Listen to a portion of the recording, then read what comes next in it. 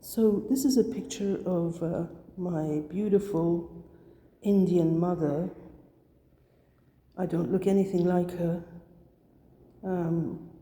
She was born in Bangalore in 1925, and she married her first cousin. I think it was they were in the Muslim community, and so she was actually the first woman in the family to go to university because her father allowed it. So this is what she looked like, when she just got married. She was 23, 24 years old, still wearing the Pakistani clothes, the Indian clothes. But you see, there was the partition of India and Pakistan, and so they had to leave India and they had to go to Pakistan. And so in this picture, I mean, she's still a young woman who hasn't stepped into her career as a journalist, because she became a journalist as in the picture that you see before. Here she is actually in a career woman, and she isn't in Pakistan, but in Pakistan she started a career as a journalist for Radio Pakistan. And so my brother was born in Karachi, and he was actually the second born, because there was a firstborn as well. There was a first child who was handicapped, but not right when he was born, but later on he didn't do too well, and so he died later on. And it was a cause for a lot of pain as for the parents. This picture is of both the children. She's wearing a sari, and their life changed when they had to leave India and Pakistan. And this is in Tehran. They went to Iran, and she's still wearing a sari here. But as you see, my aunt, who's the one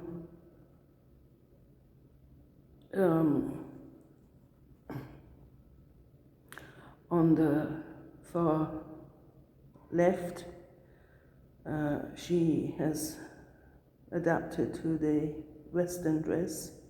These are all my aunts, people who were the women in the family, and my mother was still wearing a sari, and she was working in journalism at the time. This is a rented place in Tehran, just when we arrived, my family arrived. And this is a later picture of my father. He was,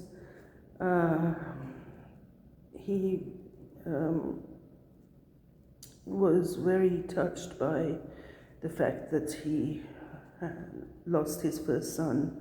But when people immigrate, there's lots of things that happen on the way, and you can't expect children to do well during the immigration. But this is my brother, the one who was a child, and he flourished. And this is Tehran, and he became an electrical engineer. This is when he got his degree, and so that was a happy moment. This is my British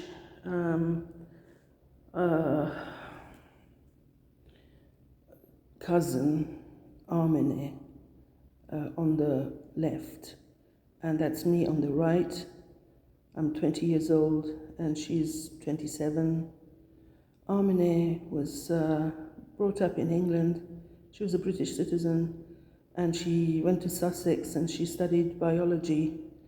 And then she went to Pakistan with her mother and started to work for a newspaper called Dawn. And so she was quite happy because she found, her friends and new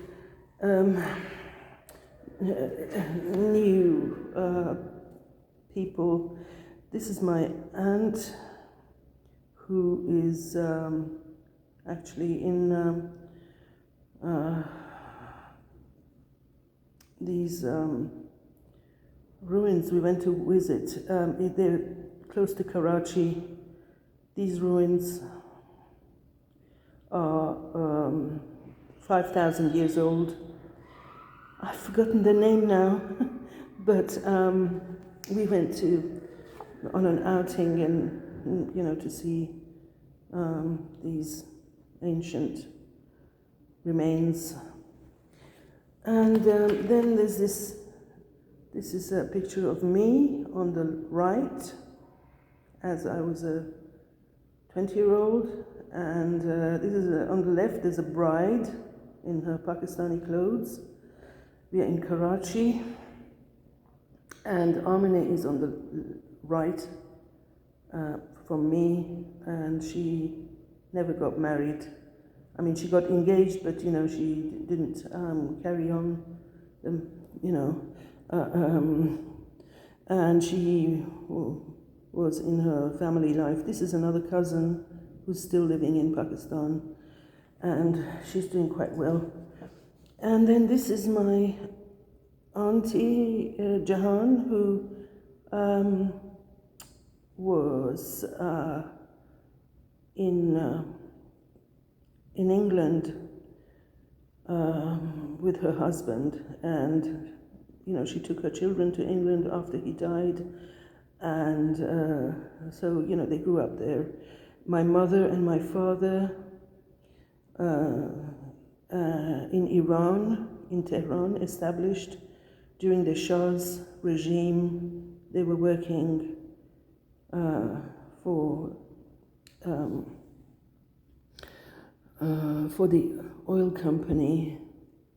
She was working for the oil company and he was working for another company. And this is me as a 16-year-old in this house that my mother bought with a loan, because at that time we were lucky enough that the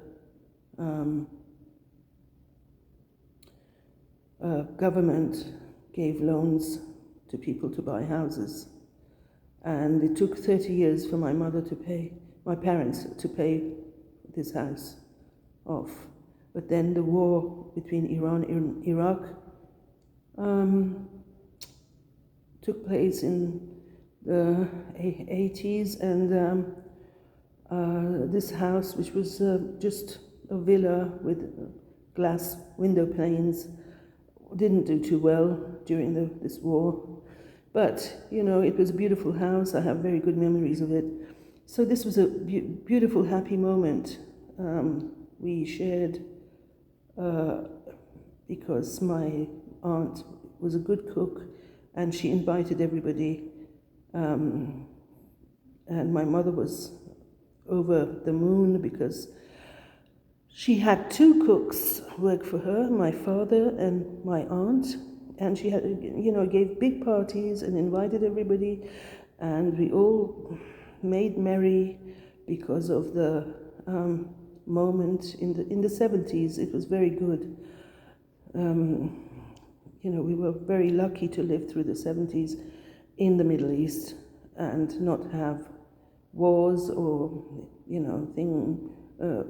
as destruction as today.